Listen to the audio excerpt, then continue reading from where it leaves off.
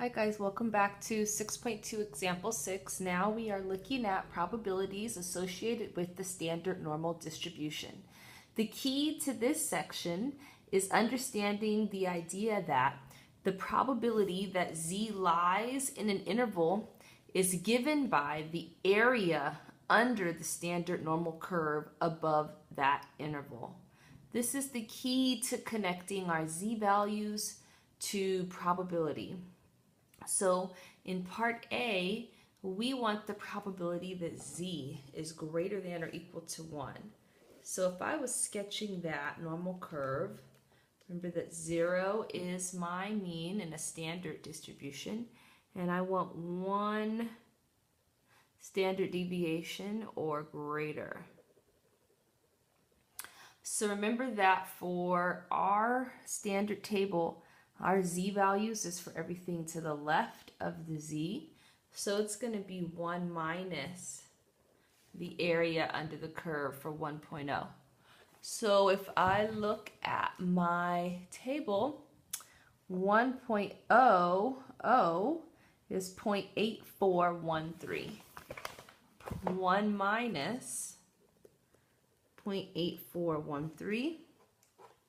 1 minus 0.8413. So there's about a 0.1587 probability that this data will be greater than or equal to 1 standard deviation above the mean. So here in part B, now we want the probability that z is less than 0.75. So if I'm looking at this visual, here's my mean, 0.75 standard deviations, but I want everything, the probability of everything beneath that.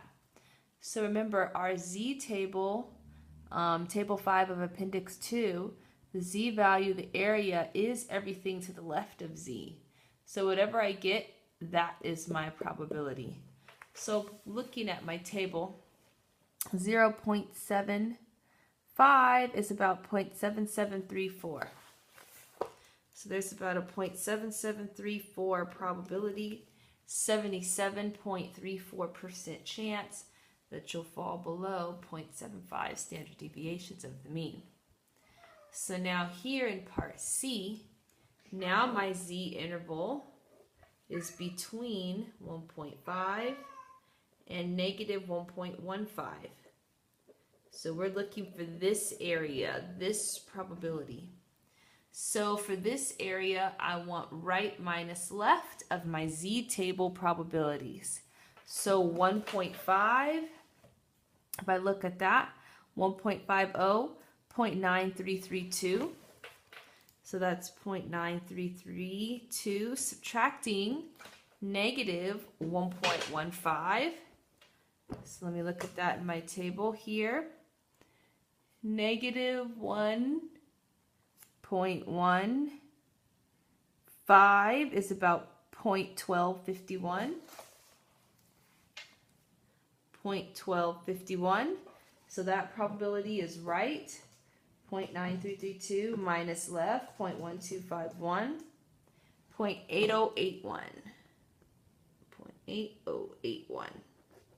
So about an 80.81% chance that you'll fall between 1.5 and negative 1.5.